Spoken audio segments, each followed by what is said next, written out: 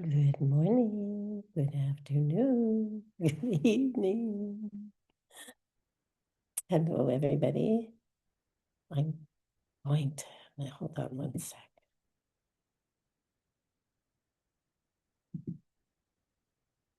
Is that better? No. I better blur it, huh? You don't want to see my whole house. I feel like I'm floating in space. When I blur the background, it's really odd to me. So, hello, everybody. We are on class 8, which means we have this class and then just 2 more classes to go till we complete this course. And I hope you're doing well, and I hope that you're making some sense out of this. Sometimes, or maybe most of the time with the courses, we need to keep revisiting them over and over. It's not something that we just get at once and then just put it aside, like if you were to read a novel or something like that.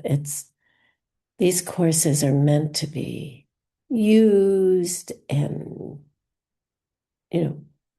studied for a while, and then we put them on the bookcase and then come back to them. And when we come back to them, we usually have new ideas. We hear new things that we didn't hear the first time around. So I invite you, to think about that with this course. It's not like, oh, I finally got it done. Well, yeah, you did finally get it done. But that's not the purpose. The purpose is to understand how we're creating our world and create the world that we want to create. Right? So that's the whole purpose of it. It's not about finishing 18 courses, then going on to the next 18 courses. It's not what it's about. It's about becoming happier beings, living up to our greatest potential, and becoming a being who can walk on every planet and touch every being and help them to do the same thing. So hang in there, right? We just have these 3 more classes together, and then I don't know what you'll be on to next. So with all of that, let me share my PPT, and let us imagine that pure world, what we want it to look like, who will be there, who will be the beings, what will we be doing, right? I know that in my world, there's going to be lots of forests and green areas and lakes and rivers and places for people to really enjoy and relax that are safe. So what does your pure world look like?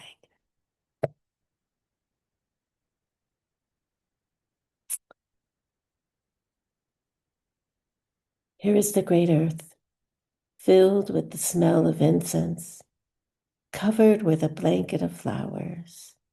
The great mountain, the 4 continents, wearing a jewel of the sun and moon.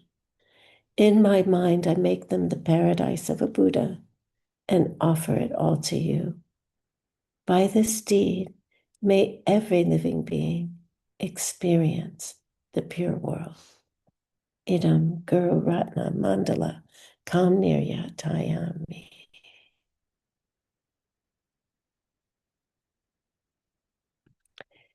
And then, what is our motivation for studying this course? Well, I kind of just talked about it, didn't I? So let's set it deep in our hearts. I go for refuge to the Buddha, Dharma, and Sangha until I achieve enlightenment. By the power of the goodness that I do by listening to this class and the rest, may I reach Buddhahood for the sake of every living being. I go for refuge to the Buddha, Dharma, and Sangha until I achieve enlightenment. By the power of the goodness that I do in listening and the rest, may I reach Buddhahood for the sake of every living being. I go for refuge to the Buddha, Dharma, and Sangha until I achieve enlightenment. By the power of the goodness that I do in studying and the rest, may I reach Buddhahood for the sake of every living being.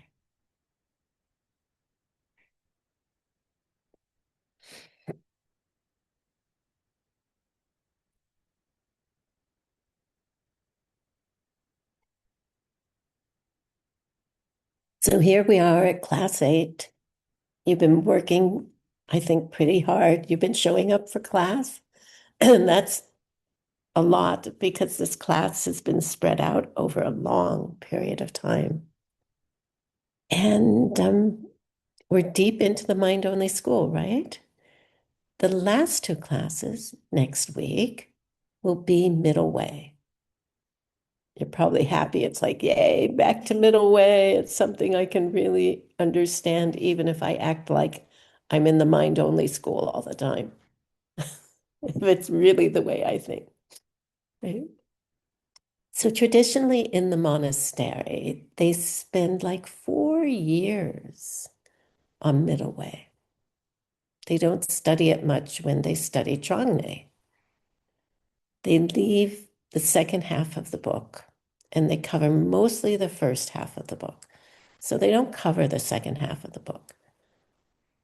They cover the first half, which is the mind-only presentation.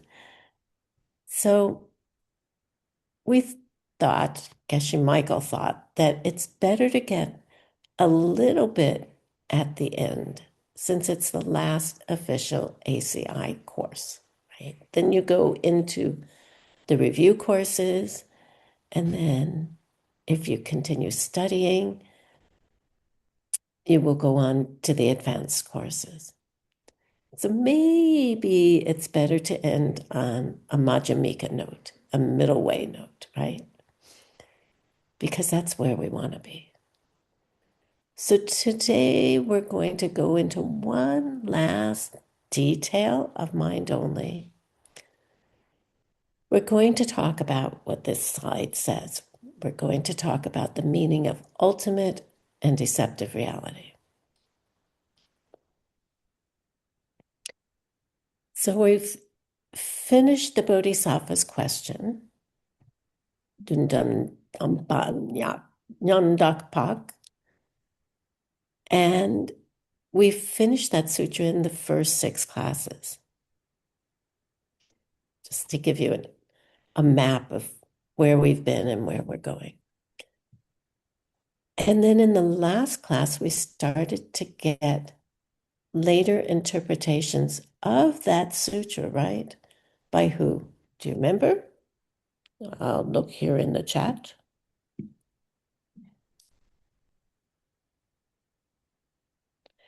Who were we talking about last week? Who was helping us to understand mind only's viewpoint?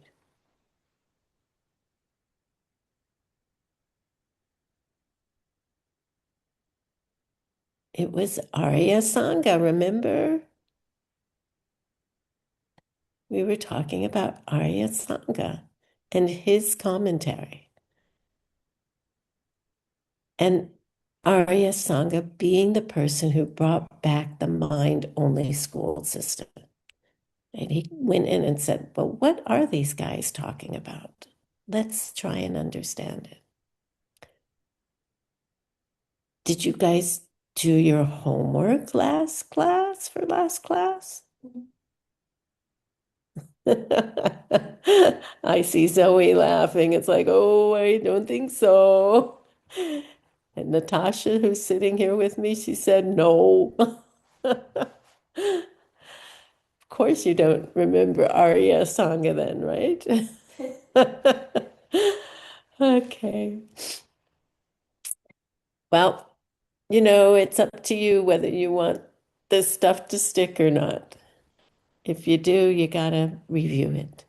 That's the purpose of homework, is to help to like drill it into our minds. So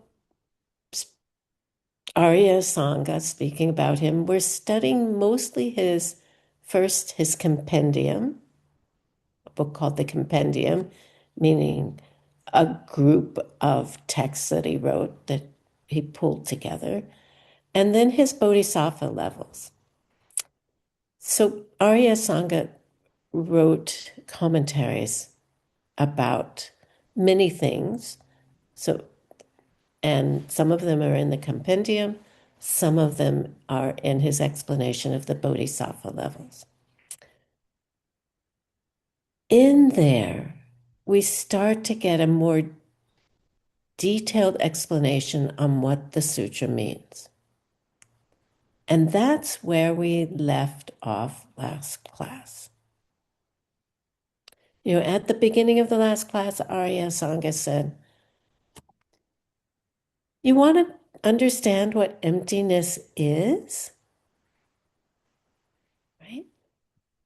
Understand it as what you have left over when you remove the two what?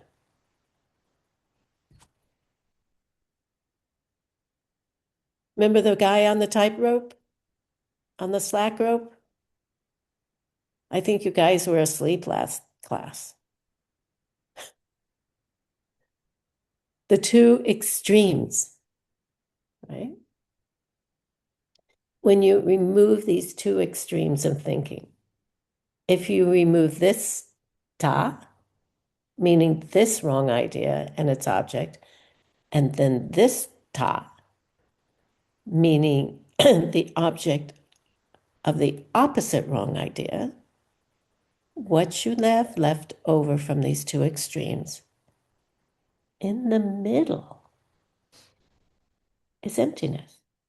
That's what middle way means. Right? We're not holding to this extreme and we're not holding to that extreme. We're staying in the middle. Anybody remember this? It's a good idea. We're going over it. So he got into this idea, Arya Asanga got into this idea of, do you remember Jondok and Korndep? Jondok meaning inventing something when it's not there. And Korndep meaning when something really is there, you deny it. These are the two extremes. Right?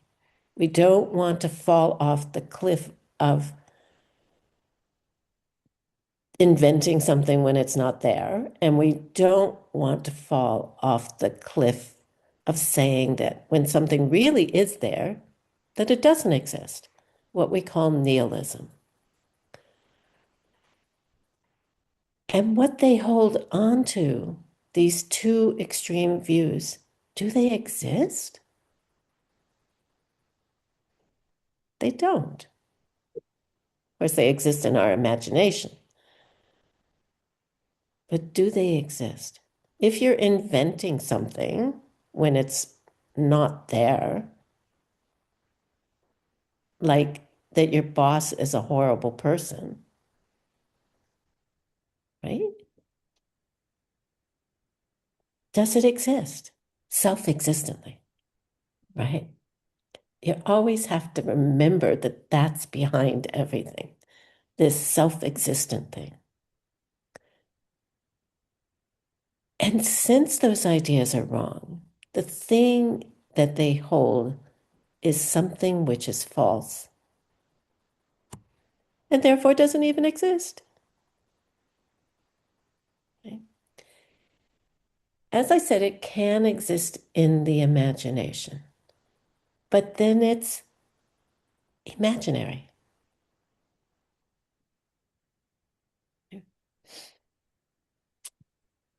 So drone doke is related to one of the three categories of the mind-only system. Do you remember those three things that we started out with back in class 1? Kuntaks, Shenwangs, and Yongdrups.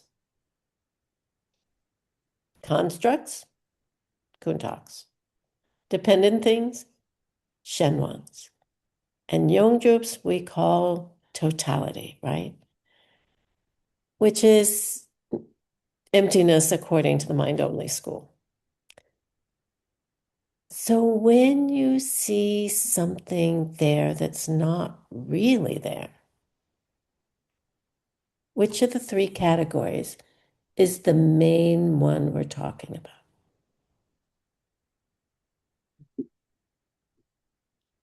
Wake up, you guys.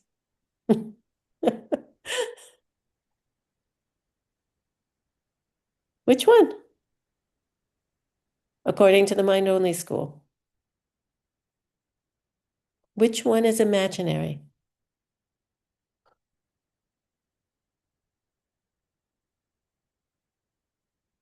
Dependent things. No. Kuntaks. Yeah. I was reading what Natasha wrote first. According to the mind-only system school, right? How don't they exist?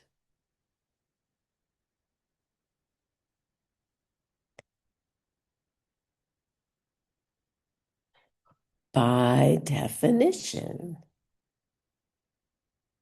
So Joan Doe, which tends to see something there when it's not there, thinks it exists by definition. Simple. You think that the mean boss is existing by definition,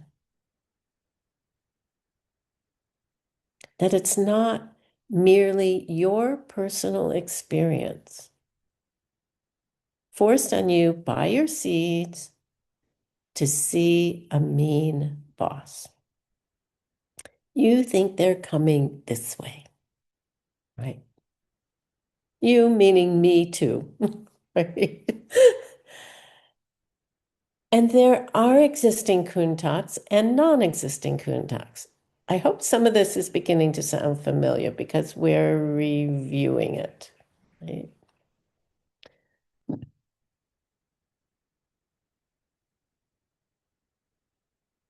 So what would be an existing kuntak? Zoe is called Zoe, right?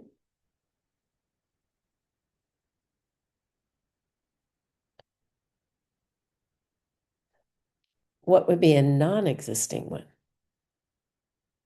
That Zoe is called Zoe that could be something which is naturally existing, meaning that which exists by definition, or meaning that when she popped out of her mom's tummy, that she was Zoe,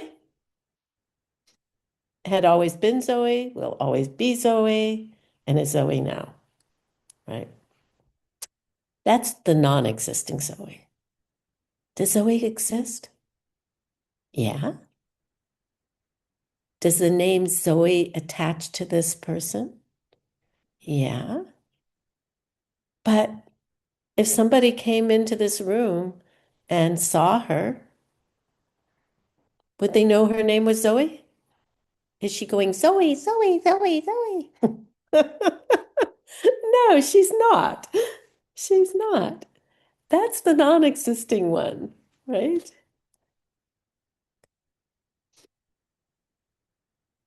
So the state of mind that looks at the non-existing one, the mean boss who is a mean boss no matter what. The fact that they are called mean boss and the fact that the words, in quote, right, mean boss apply to them is a self-existent thing. That's non-existing one.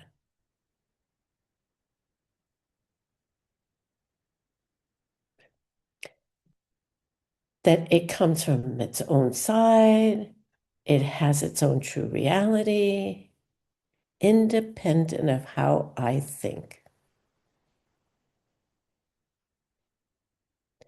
That mean boss probably has somebody who thinks they're absolutely amazing and lovely. So where is mean boss coming from?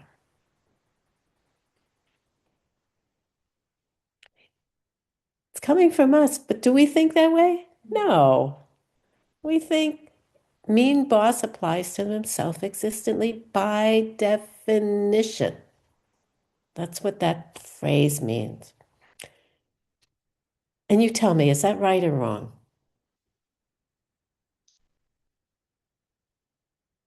Are they a self-existent mean boss? No, they're not. Yeah, thank you, Elena. And that's Jondok. Seeing something there that's not there. You're making that up. Do you have control over it? Yeah.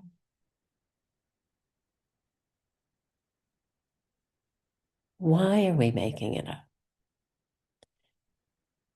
Because we're misunderstanding how things exist.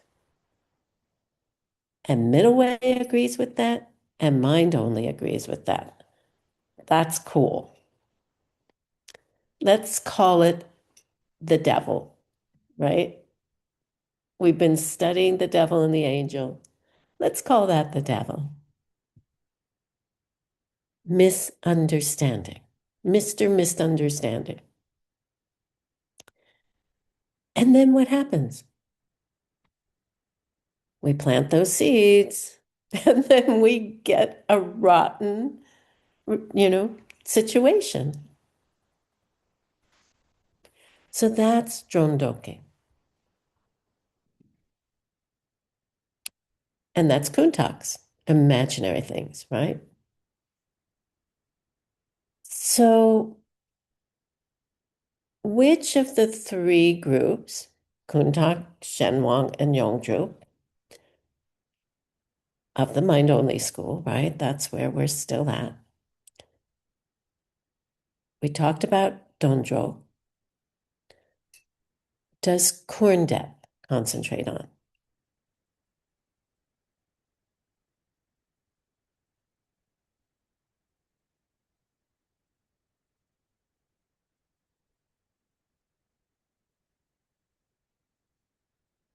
Okay, it's pretty quiet.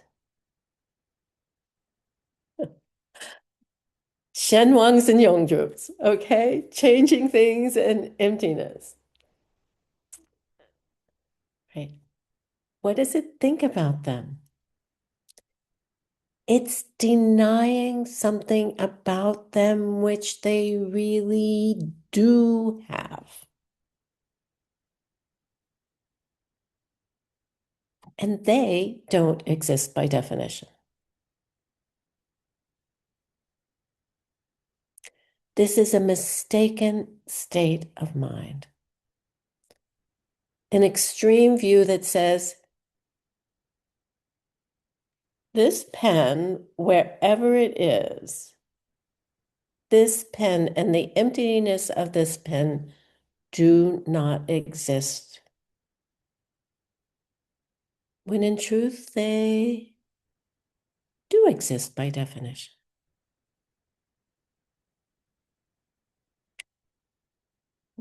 So, what this is saying, that misunderstanding says, Mr. Misunderstanding says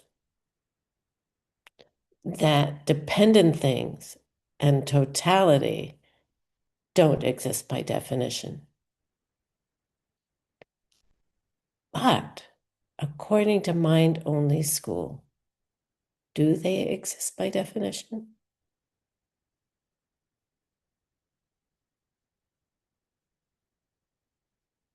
Yeah,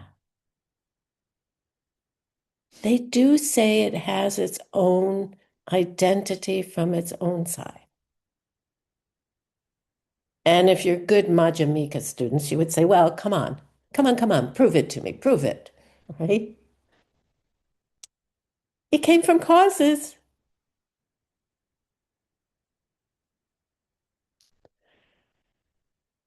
How could it go through all that work of coming from causes, from oil being made into plastic and plastic being formed into a pen, and then not exist by definition from its own side? Are you kidding me? It didn't come from the pen factory because it had self-existent outside external causes making it that way.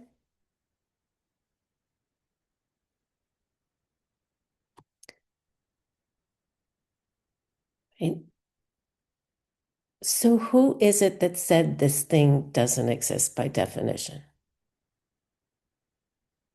Who is it that makes this extreme mistake according to the mind only school?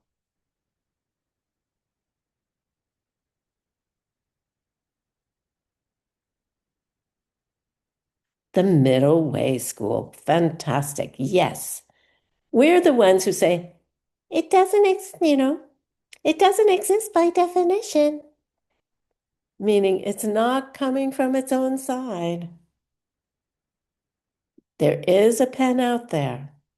And yes, you can say it comes from the pen factory, which got oil, which made plastic, etc., right? And this is where we get into today's class. Only took us a half an hour to get here. So us Madhyamikas, us nihilists, as far as they're concerned, as far as mind only people are concerned, they say, excuse me, does the pen exist by definition? And middle wayers say, no. And then they ask, well, how does it exist? Pray, please tell me. How does the pen exist? And we all know the party line that it's a luminous image coming out of our mind, forced on us by how we've treated people in the past. But they would say, sorry, that doesn't cut it. So in fact, in the text of Aryan Asanga, remember we were talking about him, it says Sedang Dempa. Now, what does that mean? Sedang Dempa means, oh, venerable one.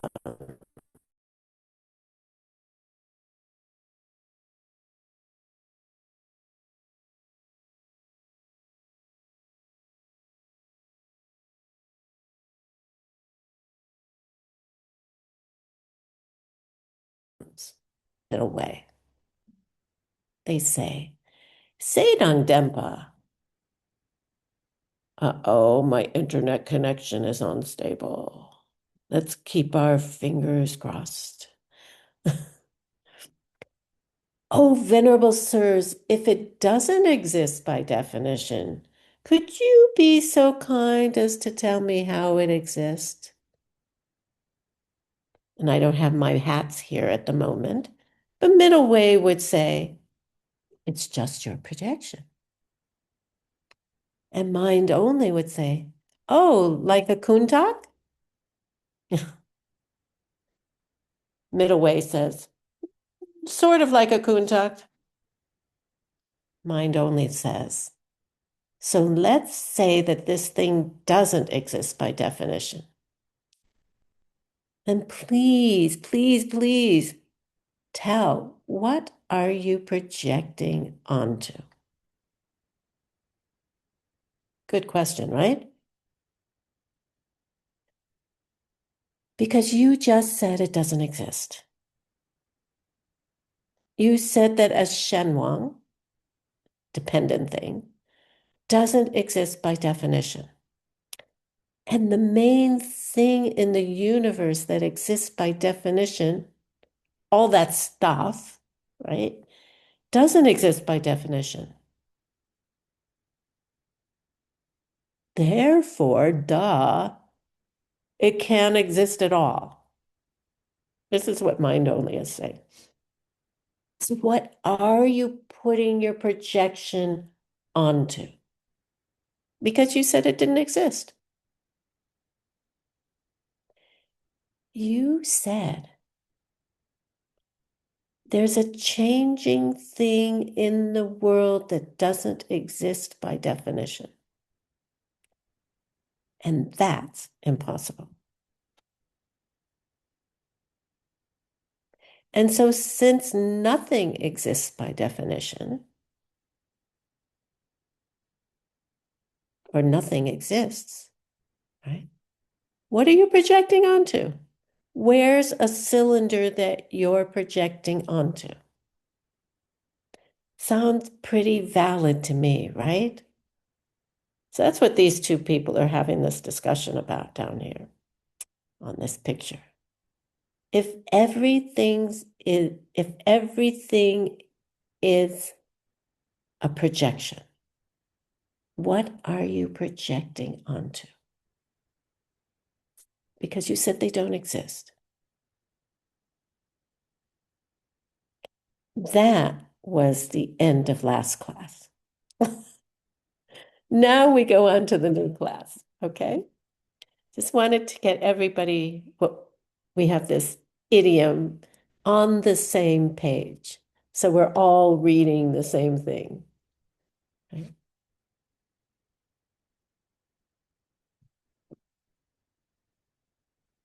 Hmm. Okay, I got my hats here now.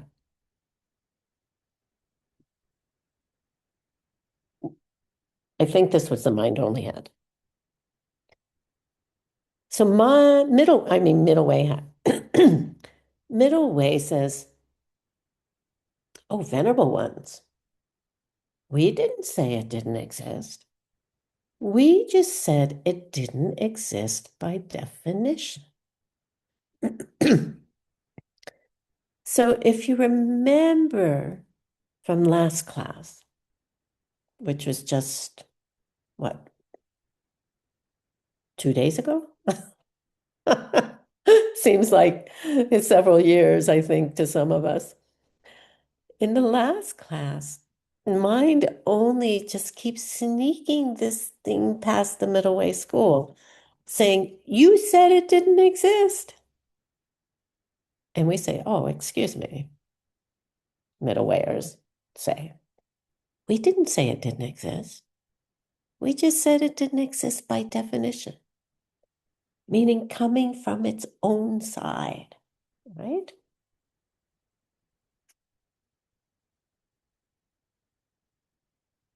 And middle mind only says, I'm not going to be able to switch my hats fast enough. If you say this cylinder doesn't exist at all,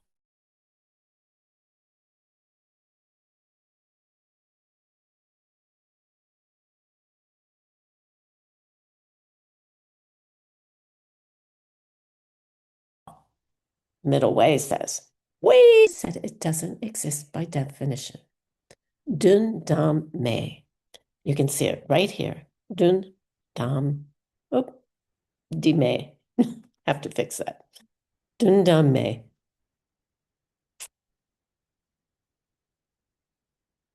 It doesn't exist ultimately by definition. Very different, right, than saying it doesn't exist. It doesn't exist by definition.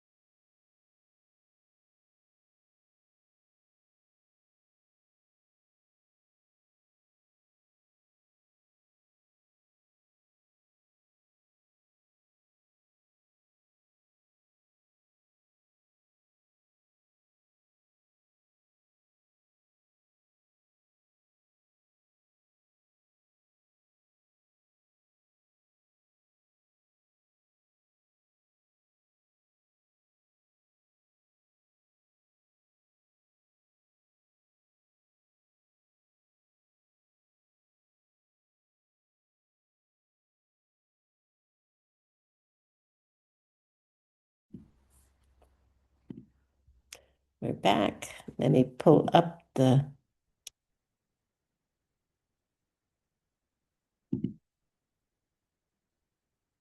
Oh, I have to oh, no, I don't. Here we are. Okay. We were talking about this part, Tanye Du. Yeah.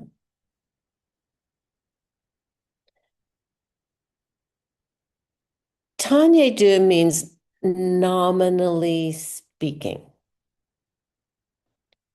Tanye means a name or a term. And then mine only means asks, what do you mean by that?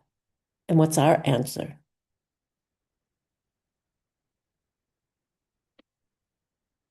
What's this thing? I need to pull up. Oh, chat is gone. It's that luminous image, right? How does the middle way school say the pen exists? Why do I have a pen here? Because last night at dinner, someone needed a pen and I got a pen out of my purse and gave it to them. That planted a seed, right? Seeing myself doing that then ripens into this image coming out of my mind from that seed of having given somebody else a pen. It's that luminous image created by having offered a pen to somebody in the past. So middle way school is saying things do exist from their own side. No, it's not what they're saying, right?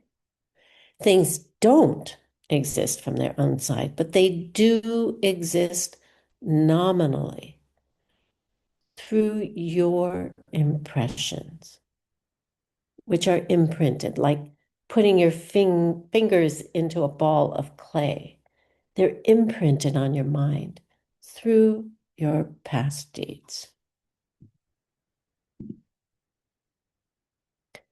So they don't exist ultimately, but they do exist nominally. Nominally, there is a pen here. But if you go looking for it, right? If you take away how you are thinking of it,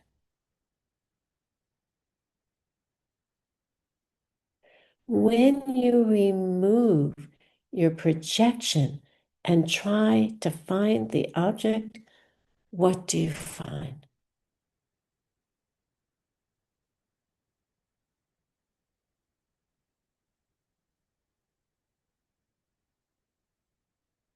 Nothing. There's nothing there. Even scientifically, we are creating this pen, right? We cannot see the top of the pen at the same time as the bottom of the pen. Our eyes are going back and forth, gathering data, gathering, sending it to the brain. Brain's going, well, it looks like a stick. What kind of stick is it? Hmm. It's got this brown top and a little bit of brown on the bottom, right? It says Sharpie on it. I think it's a pen. Pew, pen, right?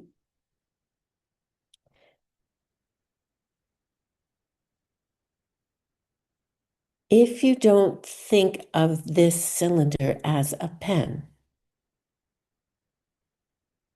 is there a pen there?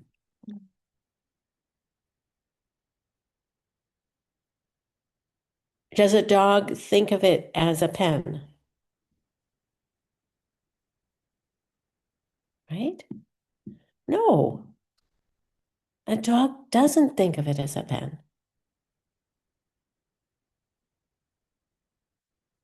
So, what does middle way mean when it says ultimately speaking? It means the pen doesn't exist in and of itself. We say it that way sometimes. We say it doesn't exist independent of our projections, of our seeds.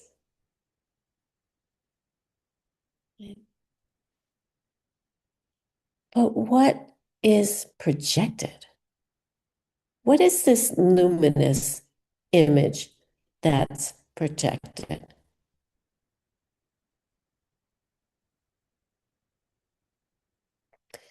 It's your state of mind.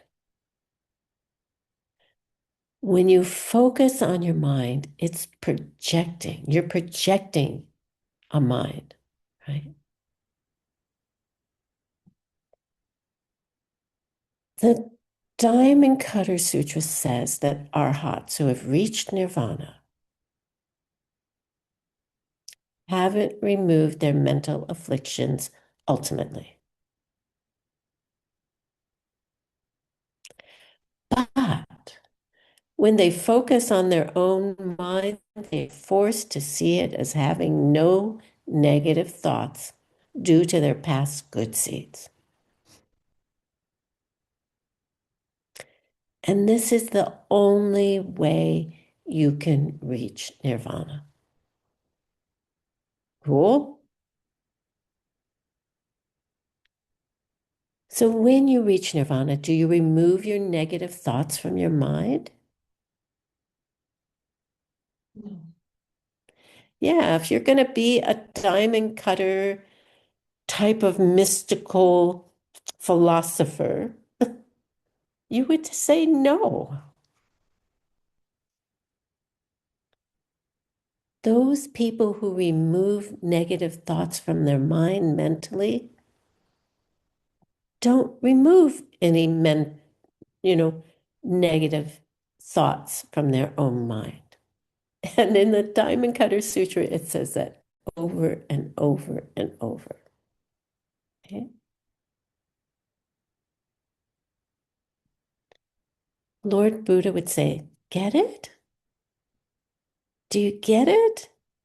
Meaning, due to their past good seeds, When they focus on their own mind, they are forced to project it as having no negative thoughts.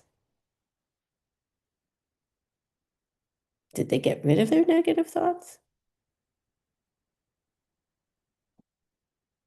No. Did their negative thoughts ever exist self-existently? Want to remove your negativities? Clean up your life. Keep your 6 times book. Keep your bodhisattva vows. And then one day you'll look at your own mind and you will not see any more negativities. You'll be forced not to see them because your mind is also a projection.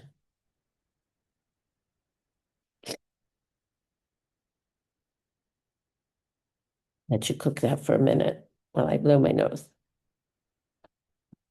Mm.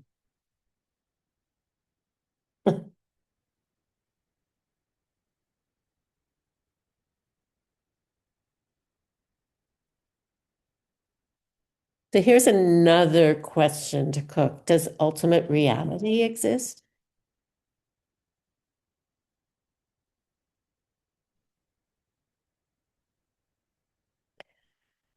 In middle way, there's a big difference between ultimate reality and ultimately. What is ultimate reality in middle way? Tongpani. What's that?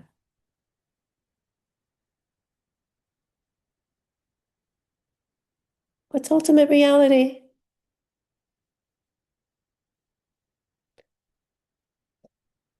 Things don't exist on its own, meaning emptiness. Emptiness is ultimate reality. The fact that nothing exists on its own, from its own side, that nothing has any nature of its own. And that is Dundam Dempa, which hopefully you have heard much earlier in your studies. Ultimate truth. The Middle Way School says that nothing exists ultimately. But that doesn't mean that ultimate reality doesn't exist. Let me ask you this question. Does ultimate reality exist ultimately?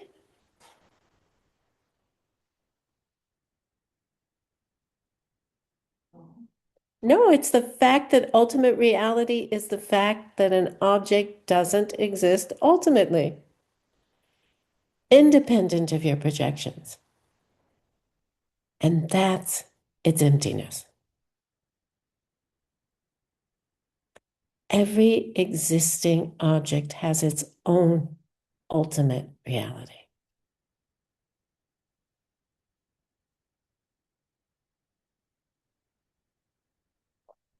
Cool? You still with me?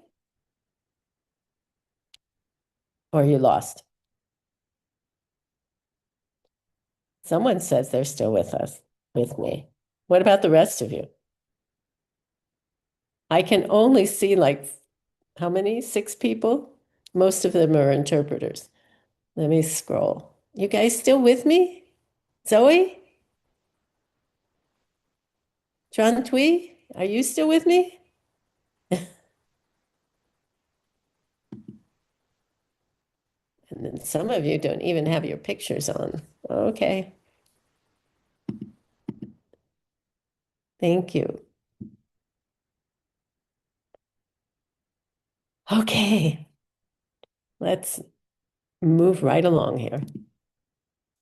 Dundam par or dundam de.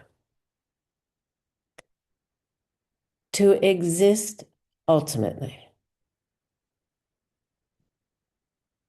In the middle way school, nothing exists ultimately.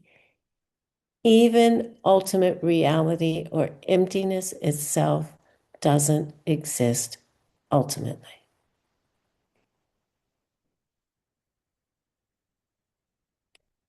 If emptiness existed ultimately, then you could perceive it independent of the projections of your seeds. And that's not the case. So when they say something is the ultimate, right? It's important to remember in quotes, interpreters, when you see me do this, the ultimate, they mean that it exists as ultimate reality or truth. Again, in quotes. When they say something exists ultimately, they mean it exists from its own side or by definition, which means it can't exist at all, right? And this is directly from the Middle Way School presented by our hero, Arya Asanga. He says, Chu tamshiki no ni mepa, ni dundam dempayin. Ultimate reality is the fact that nothing has any nature of its own. Nothing, rien, nada, nothing in the universe, right? Dun dam dempa yin. Let me move this out of the way and I can show it to you. Dun dam dempa yin. Okay? That's what ultimate reality is. So he says, you want to know what ultimate reality is? It's the fact that nothing in the world, including this pen, this hat, this glass, has any, nothing nature of its own.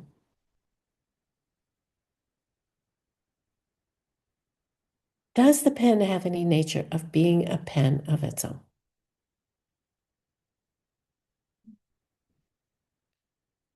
Doesn't it have a nature of being brown and white of its own?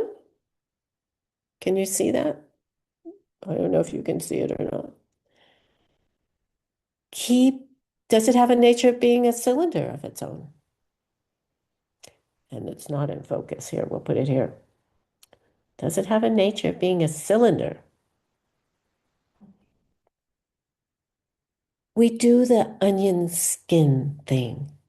We keep going down level by level. You keep looking for that thing that is independent of your projections, independent of your own luminous image. And what will you find? You will find nothing. Tanye takpe taktun selwe tse, ne me pechir. You will find nothing.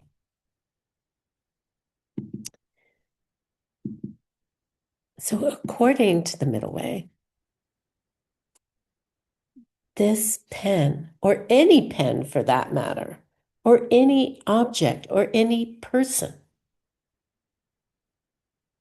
doesn't have a nature of being whatever they are, pen, glass, person, Anna, Zoe, Kadran, right? From their own side, independent of your karmic projections.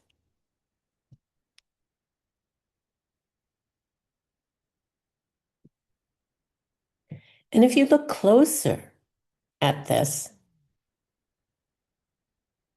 it doesn't even have a nature of being a cylinder on its own. And as you look closer and closer, you will find that it doesn't have any nature at all from its own side. Everything is just your projection onto a blank screen.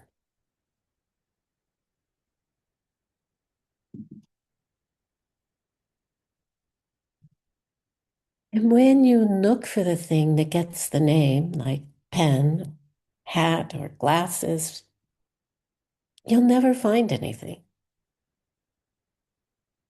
So go into meditation. Check it out. Don't just believe me. Don't just believe Arya Asanga, Tsongkhapa, Lord Buddha, just because they said it. Check it out. Is there a pen that exists from its own side here? If it were, then a dog could come in here and write a beautiful poem, right, to their sweetheart doggy. Is that the way it works? I've never met a dog who does that yet, right? So each time you focus on the next level, you are again projecting. And if you keep it up, you'll never find anything. So does that mean that you should go around in a daze of thinking, ah, nothing exists. This is all an illusion. It doesn't exist. Until you're not paying attention and cross the road and a car hits you, right? Of course not, right? That's not the point. It's not the point that nothing exists. Does Middle Way say that? No, absolutely not. They say there is a glass here that I can pour water into. Middle Way says there is a pen here that we can talk about, that we can write with, that a dog can chew on. Then it's a chew toy, not a pen. Right? They do exist. That car that hit you and broke your legs exists. But not without your seeds to be seeing it, to be projecting it that way. So, of course, then we come back to, I'm sorry, I'll slow down. So, we're coming back to that same mantra again, which is if you understand this, the immediate implications is that you had better straighten out your seeds. Because everything is empty. Everything then is a projection forced on you. Remember, it's forced on you by the seeds that you planted. I can't just decide, oh, this is Manjushri's golden sword that cuts through all negativities, right? And see a golden sword here. Or see my body turn into a body of light because I want to. Or see emptiness directly because I want to, and I'm going to make it happen, right? Because everything is empty, right? We have to fix our seeds. This worldview, this way of looking at the world, will lead to a community of enlightened beings living together happily. All different kinds of beings. And that is the real middle way, the Madhyamika.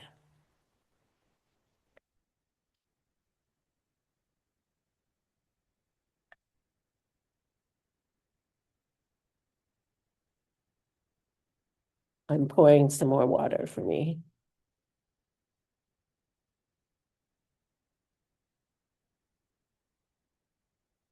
So when middle way, when Majjhimika says nothing exists ultimately, but everything does exist nominally,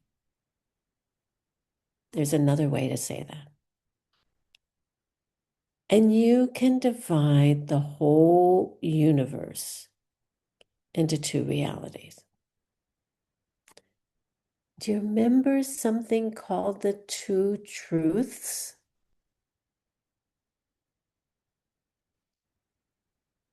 You may have noticed that each of these courses rest on the courses before them, right? Here we are gathering things from other courses that we've learned in the past. Truth means reality.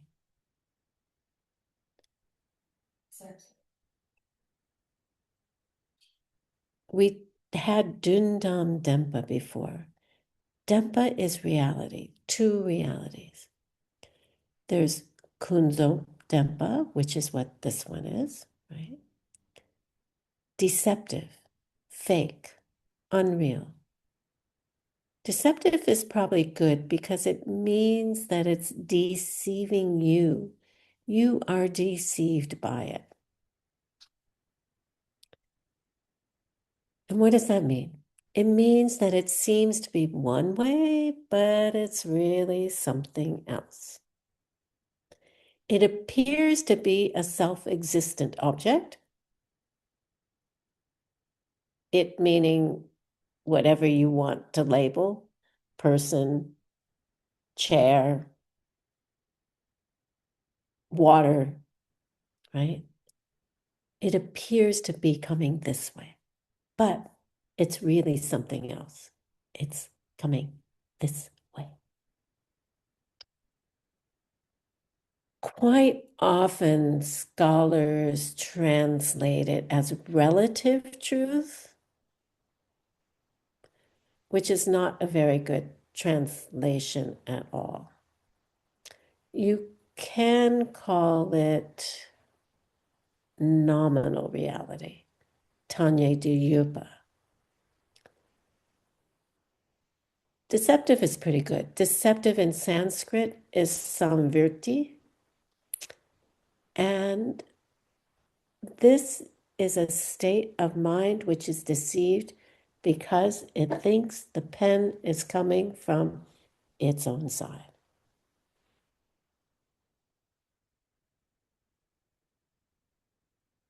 Everything that exists, excuse me,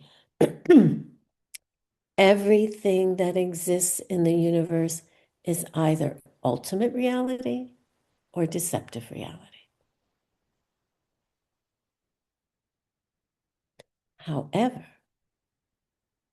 enlightened beings don't get deceived by deceptive reality.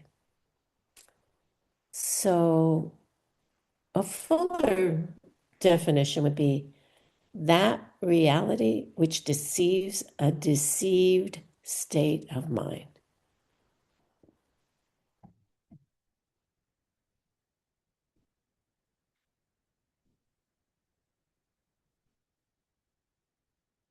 It is the mind that is deceived, not the reality that is deceptive. The pen's not saying anything from its own side. It's the mind that is deceived. And what is that state of mind? We've been talking about it all morning or all day. The pen appears to exist from its own side, but in truth, it doesn't.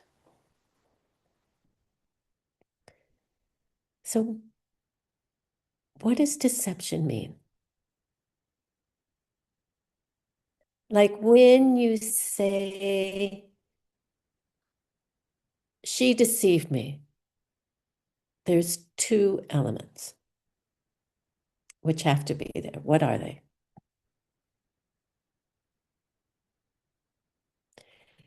It has to appear one way, and it has to be in reality something different. That's deception. Deceptive reality only exists with reference to a deceived state of mind. Like if somebody tricks you, that's why we have the magic show here, the trickster making a horse appear from a stick, right? That story. Is the horse deceiving you? Is the magician deceiving you? It's your mind deceiving you.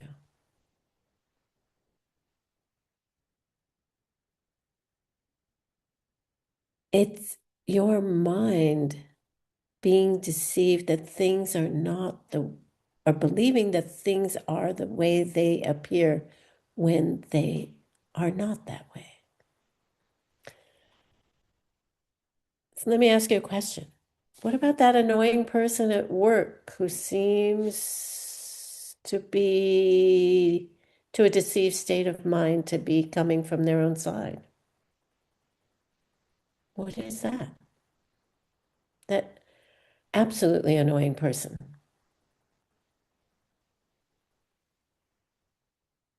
Where are they coming from? You guys are so serious. Are you asleep? Hong, are they coming from their own side? No, thank you. No, they're just our karmic projection. But based on our deceived state of mind, what happens? We react with anger or some other painful, hurtful, unethical thing, right? And we perpetuate this annoying person to keep coming back to us over and over. That's the only way it happens.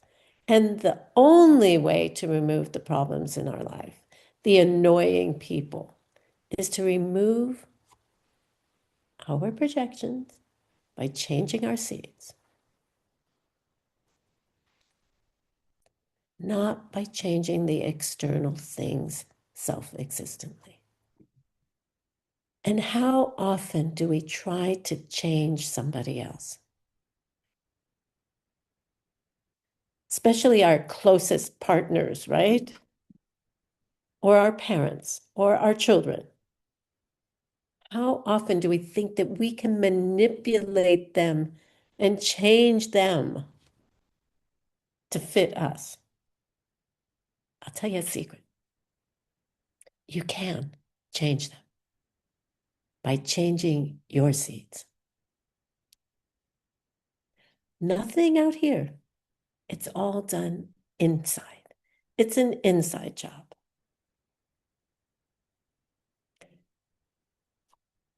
So if you want your friend to stop being annoying, what do you have to do?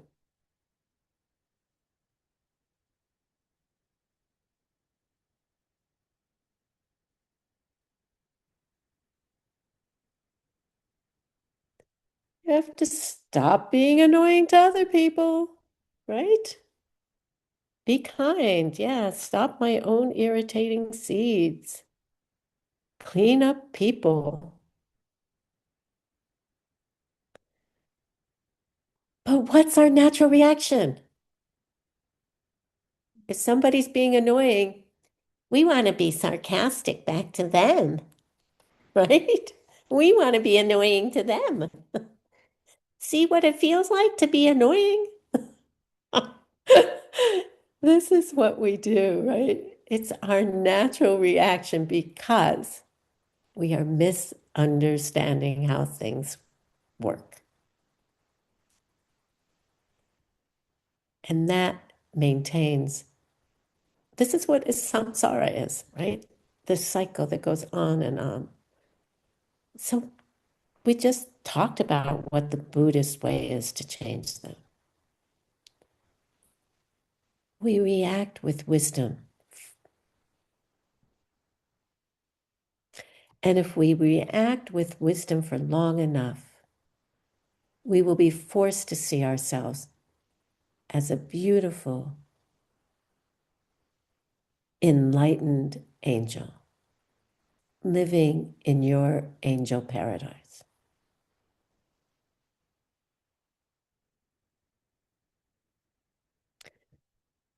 Buddhists know that things they are seeing, in a way, are illusions. They're only projections of seeds. And they happily maintain them.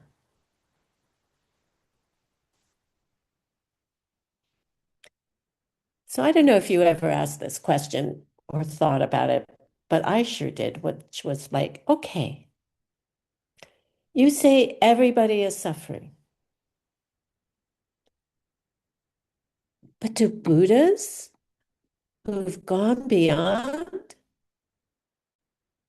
do they perceive suffering? Because after all, they're supposed to be helping us suffering beings, right? It's a big debate in the monastery. The standard answer is that they perceive us perceiving our suffering, but that they do not suffer themselves because they don't have the seeds to suffer. That's what enlightenment, that's what nirvana is, right? Nirvana, you've gotten rid of the seeds for your negative thoughts, right? And then you have to become enlightened after that. So the standard answer is that they are perceiving our suffering, but it does not cause them suffering. My own personal opinion is, but they must feel some sadness. Can enlightened beings feel sadness? Because they don't want to see us suffer. I don't know. Maybe they are sweetly sad in a compassionate kind of way that feels good to them because they can't suffer.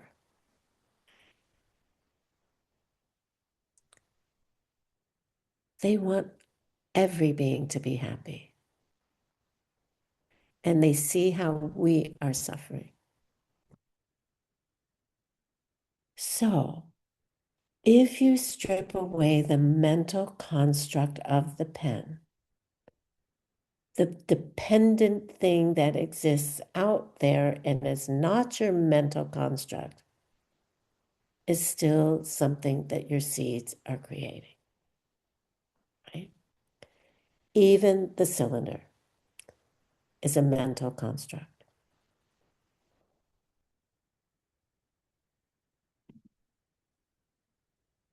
That was middle way. It's getting too hot with this hat on anyway. So how does the mind-only school draw the difference between ultimate reality and deceptive reality?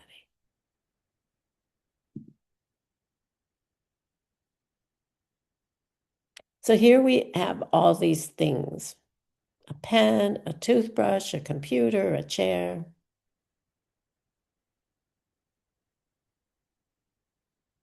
The mind-only school would say that mental constructs are deceptive reality because they are just made up in your mind, right? And don't really exist from their own side. Those are those kuntaks, remember? Whereas dependent things, shenwangs, and emptiness, yongju, are ultimate reality because they aren't just made up in your mind. Do you see the difference between middle way and mind only?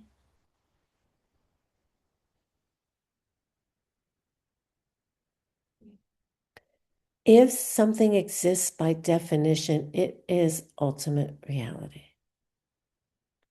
If something doesn't exist by definition, it is deceptive reality. So mind only challenges middle way through the following debate.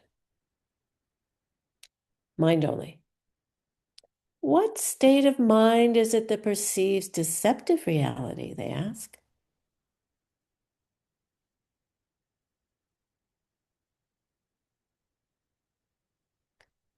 And middle way is, it is a deceived state of mind that perceives deceptive reality and thinks that it exists by definition.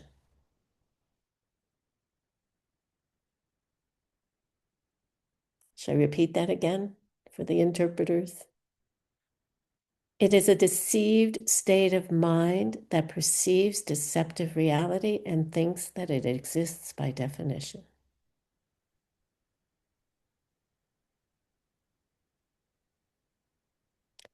And then mind only says, does that deceived state of mind think that the object exists? What do you guys think? What would middle way say? Does it exist? To the deceived state of mind? Yeah. They say, yes, it exists to the deceived state of mind. And then mind only says, so you are saying that nothing exists?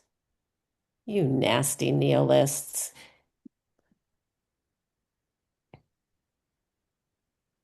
And you would probably say that karma and its consequences don't exist, so you don't have to keep your morality.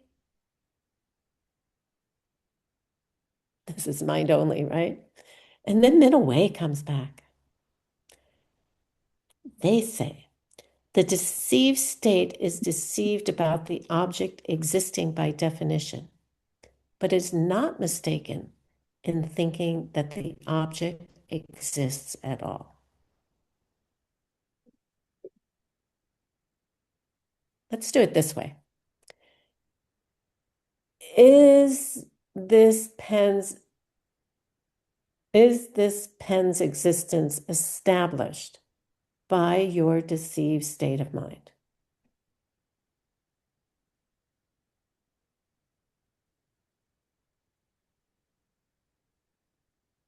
Is it? Anybody in the chat?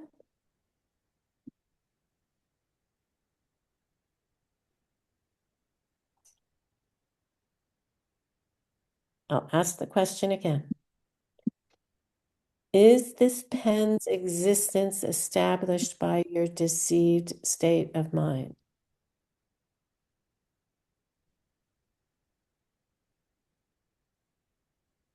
Nobody has an answer? Thank you. Yeah, yes. Is it a mistaken state of mind?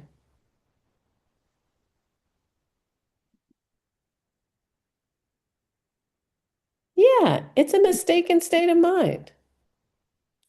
So if that's a wrong state of mind, then this pen doesn't exist, right? That's what Mind Only School is saying. You middle way people, we proved you wrong, right? We proved that you say that this pen doesn't exist. Did they? Middle way, what do they say? We never said that, right? So what's middle way going to come back and say? Very simply, they say, it is mistaken depending on whether it exists by definition or not whether it exists as a projection or not.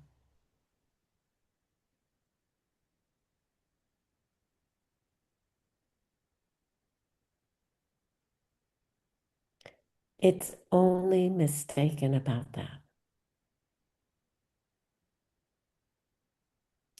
The deceptive mind, it's not mistaken about, is it white? Is it blue? Is it a pen? Is it a toothbrush?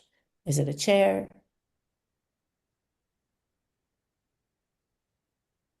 When we say mistaken, or mind on a middle way, sorry.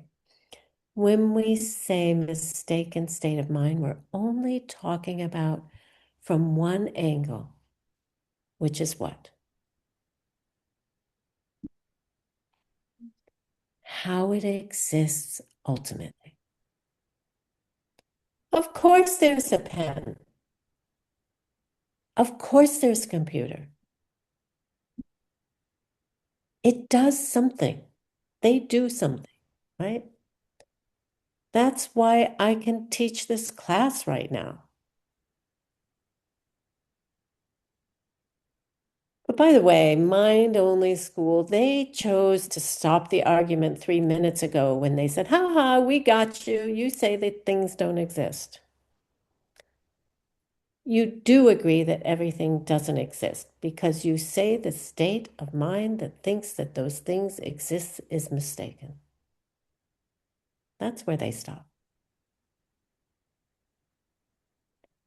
If you're a good debater, and Ben and Kendra are teaching a debate class, which started last night, Arizona time, you would come back and you'd say, Kiaba Majung. Say, Kiaba Majung. It ain't necessarily so. Just because that state of mind is mistaken with regard to one aspect doesn't mean it's mistaken about every existence. Say of the computer. Come on. That's not what we're saying. So, according to the mind-only schools, since it's a state of mind, it's a shenwang. It's an existing state of mind. All mental things, according to mind only, are shenwangs, changing objects, dependent objects.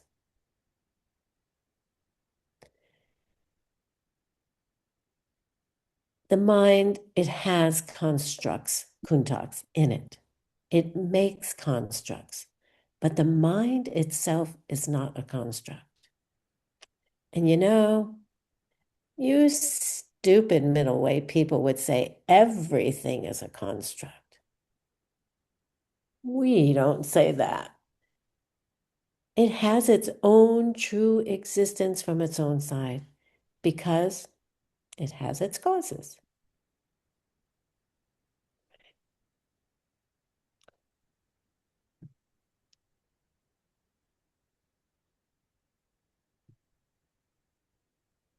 Like when I drink from this glass and I just take a drink of water, I don't think about it came from seeds that I planted of offering water to somebody else in the past, right? I'm in a mind-only state of mind. I'm not thinking about it as coming from me. I'm just picking it up and drinking it and thinking it came out of the faucet, out of the sink.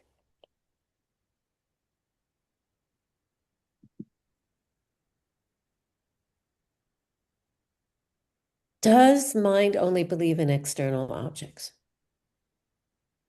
This is a good question, right? First of all, if you're a good debater, you would say, what does it mean to exist externally? Right? Does mind only mean that the pen is part of your mind? And what does it mean when mind only school says this pen doesn't exist as an external object? So we're going to discuss what external objects means in 4 different ancient Indian schools of Buddhism. The first one is the Abhidharma, or detailists. Come on. or Vaibhashika, right, in Sanskrit. Another name, Abhidharma and Vaibhashika are both Sanskrit. And then we have the sutras, or Sautantrika. Then we have the mind only, or Chittamatra, or deep practice, or Yogacharya, and Neljor Jupa. These are all names that you will hear for that school, for the mind only school. And then we have two middle way schools, two Madhyamika schools. So we have the lower middle way, which is the independent middle way, Madhyamika Svatantrika. Oops, there's an R in there, which shouldn't be there. Remove the R. Or Rangyurpa. And then we have the middle way consequence, which is the higher middle way, Madhyamika Prasangika, or Tangyur. So this is our last class on the mind-only school. And then we're going to go to the lower middle way. In class 9, that's where we're going to be going. And then we end all of this 7 year of suffering, if you've been hanging in there for that long, all of the suffering through the last 14 courses on a good note. We go to Madhyamika Prasangika. Right? So we're going to wrap it up by explaining what the mind-only school doesn't believe and why all those Western scholars are crazy when they say some things about the mind-only school. And we're going to back it up with scripture and everything else. Ready?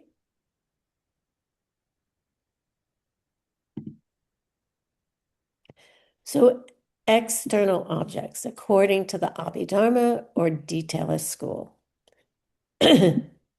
they follow an ancient book called The Detailed Explanation. They are lower way, or we call them sometimes Hinayana, the lower vehicle, because they explain emptiness in a certain way. And then we have the sutras, Sautantrika, also called the logic school and perceptual theory schools. And they also love to quote certain sutras. They are also Hinayana. So these two lower schools, the detailists and the sutrists, believe that external objects do exist, and they are made of partless particles. If you've been coming to Mixed Nuts, this will sound very familiar to you. What we call atomic particles, meaning cannot be split, right? They cannot be divided in space or in time. So in the past, the detailists and the sutras explained that there are particles that are infinitely small, such that they don't have any sides.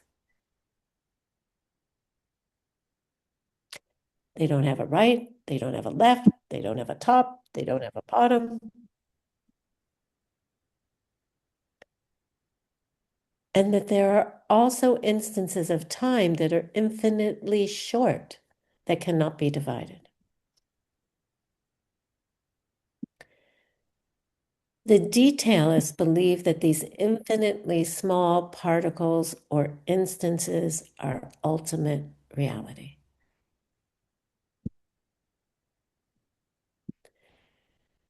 This is the stuff that everything in the universe is made of. And this is a little bit like Western scientific worldview.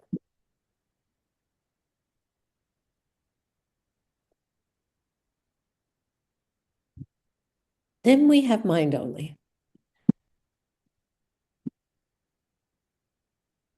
Mind only school believes that external objects don't, excuse me, don't exist as constructed by atomic particles.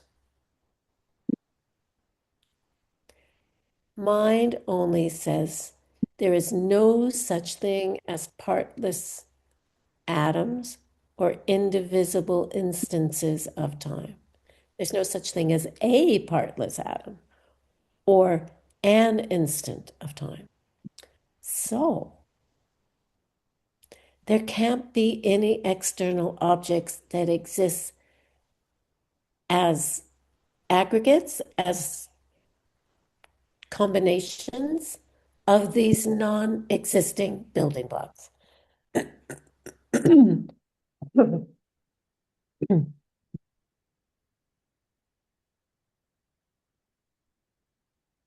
This doesn't mean that they believe that external objects are part of your mind or that everything is mind. And this is where Western scholars kind of get hung up. They thought mind only meant everything comes from your, it's part of your mind, right? They believe that external objects are built of building blocks, but this is not their ultimate nature. Then we have Madhyamika Svatantrika, the lower middle way, the independent middle way. And they believe in a logical approach that has some kind of independent effectiveness, which the higher middle way school doesn't accept, okay? The middle way independent school can be divided into two groups. Those that lean towards the sutrists, and they believe that things exist as external objects.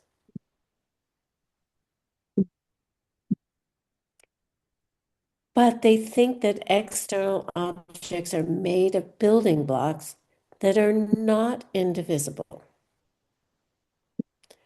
They are just so small that you can't perceive their sides, but they do have sides. And that's actually more like an intelligent Western scientific view.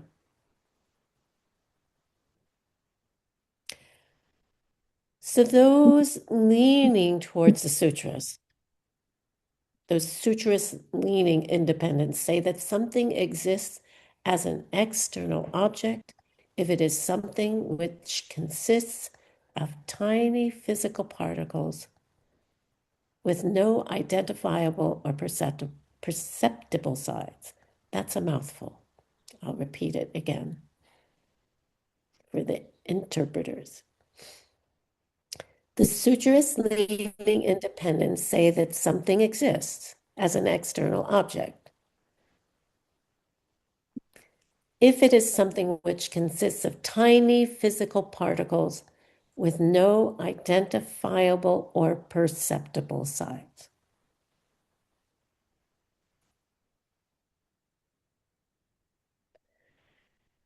And then there's those who lean towards the mind only school's view.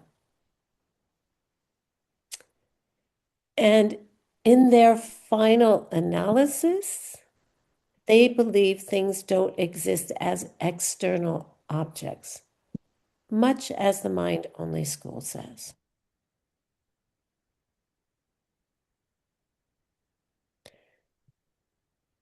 What is that? So the mind only and the independent school who lean that way also say that things don't exist as external objects in the way that the lower two schools describe them.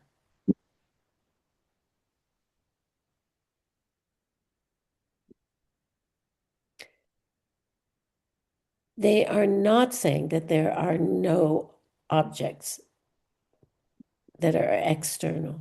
to our being. Okay. Now for the higher middle way, the consequence group, Prasangika, Madhyamika Prasangika. They are called consequence or absurd consequence because the way they debate, they try to bring an opponent to correct understanding by pointing out the absurd consequence of how their opponent is thinking, how their wrong views don't make any sense at all, right? That's why it's called consequence or absurd. Telngyur.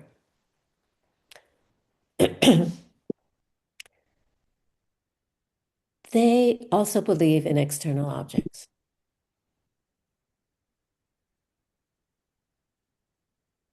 But they mean something totally different than what the two lower schools believe.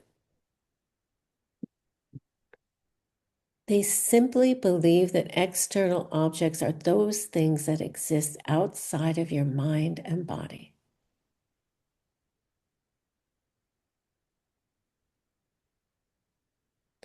Like a thing that wouldn't cause you pain if you stuck it with a pen.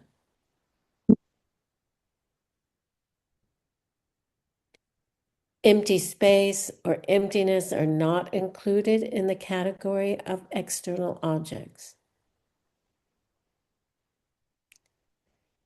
External objects only include physical objects of the senses.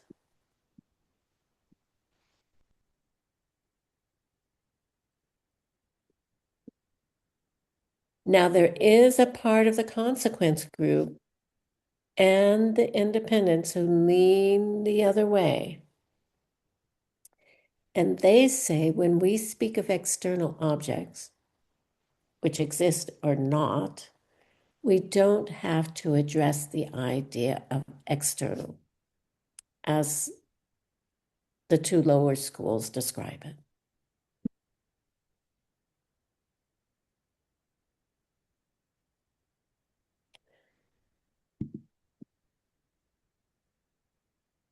So this whole idea about mind only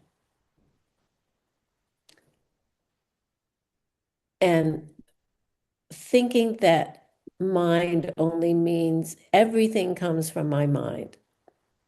The glass is mind. The pen is mine. What this phrase ultimately meant is the mind is the main thing.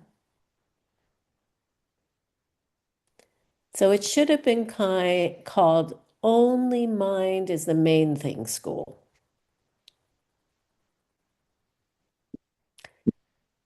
And the mind only school takes its name from a sutra called the Sutra of the 10th Bodhisattva level, Sachupedo, which says, all the three realms are nothing more than mind.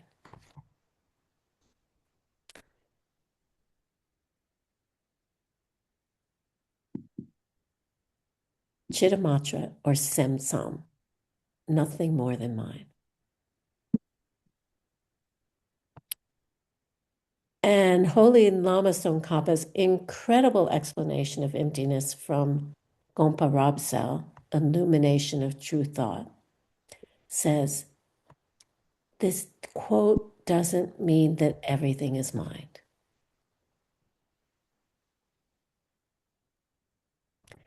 He explains the quote, and he says, who do you think made the golden palaces of Vajrayogini's paradise?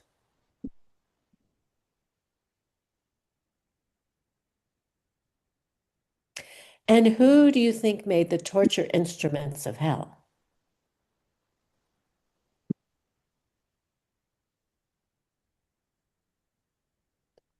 They are only created by your mind because you hurt other people and collected negative seeds that are now forcing you to see these negative things.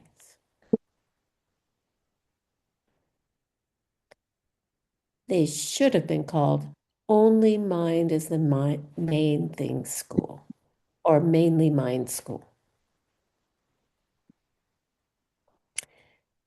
When the Only Mind is the Main Thing School called themselves Mind Only, they meant three things. And this is our last slide for class today. They meant physical causes are not the main causes. Asphalt and steel are not what mainly made our cities. The mind is what mainly made our cities. What mainly creates, say, New York City or San Francisco is only mind or mind alone.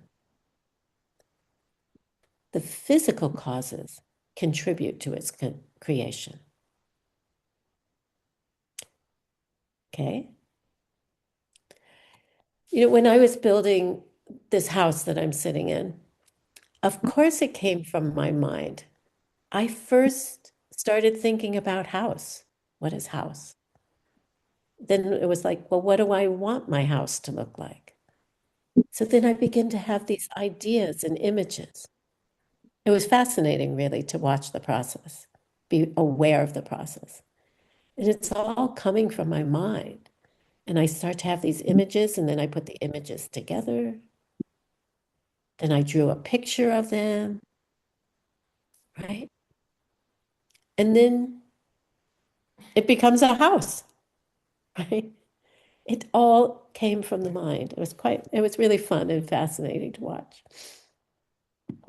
The second thing is the world is not created by some kind of creator being. Right? Only mind is the main maker of this world. The sun coming up and going down is a projection of each person's individual seeds from their past. Are there beings who don't see the sun come up? Yeah. Yeah.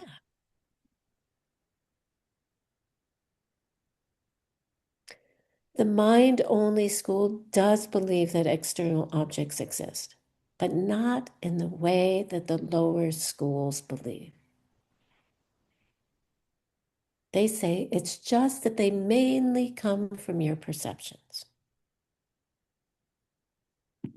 Oh, there's the picture, sorry. The creator being. And then everything is the same stuff. Sukdan, sukden, gitseme, deishingi tongpa. Physical matter and the correct perception that grasps onto that physical matter are the same substance. Meaning, me and the pen came from the same seed, right? The person and the pen perceiving it came from the same seed.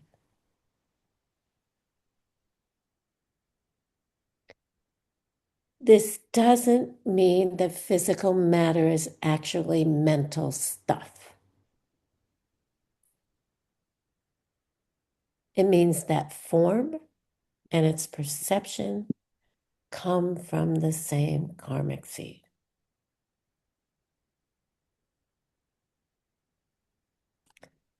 The subject and the object have grown from a single karmic seed.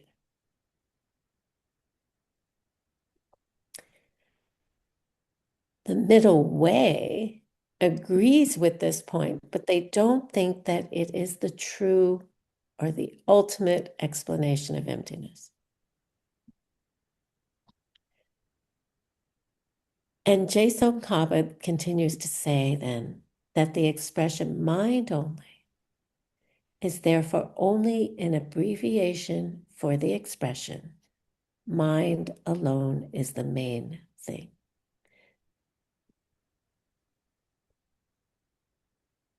So don't think that mind only is saying that it's all my mind out there. The way that the mind creates the world is by causing us to collect seeds. So the point is not that we just make up the world with our mind. If we could imagine being in a Buddha paradise right now, and it would be that way. But at least I know it's not that way. I get glimpses sometimes, but no, there's so much pain and suffering in this world. So it couldn't be just my mind wanting it to be something else. Else I wouldn't be seeing it. It's coming from my seeds. Our world comes from our seeds that we collect, right? So the way that the mind creates the world is by causing us to collect seeds. That's what mind only means.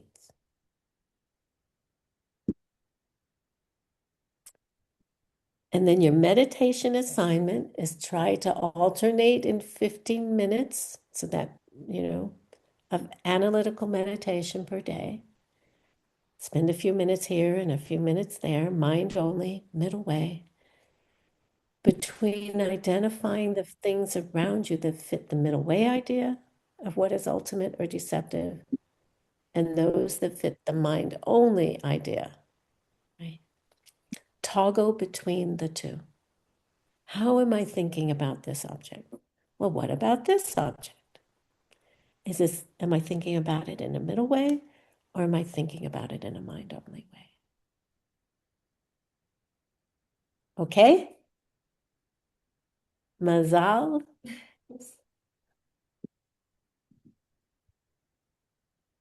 Let's plant the seeds to create a perfect world.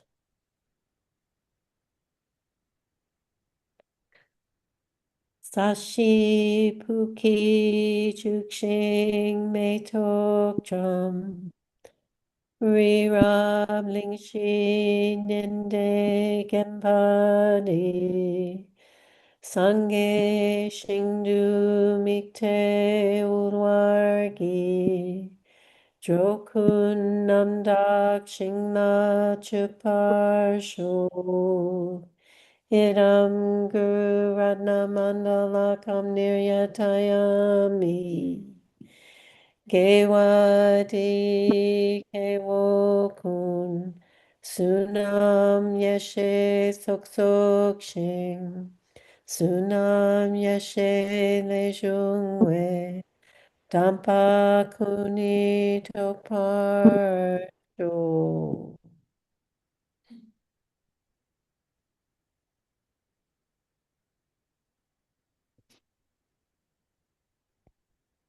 Hope to see you next week for our last two classes.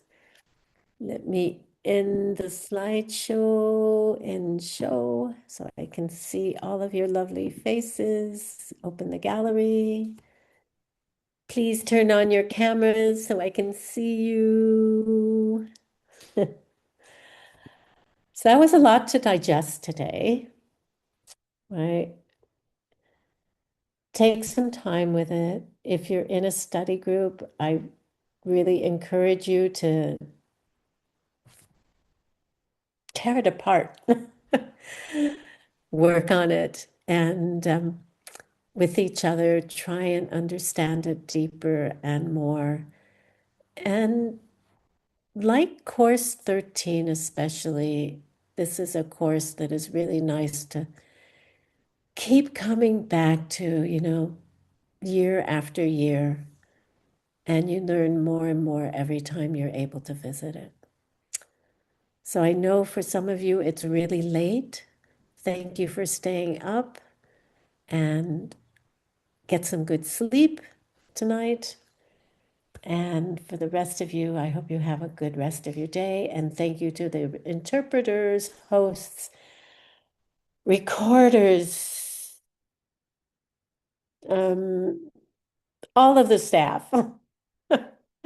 Thank you ever so much for helping us to share this with the world, with this world, and it's going out to the rest of the other worlds in this universe and beyond. So have a good weekend, and I'll see you later.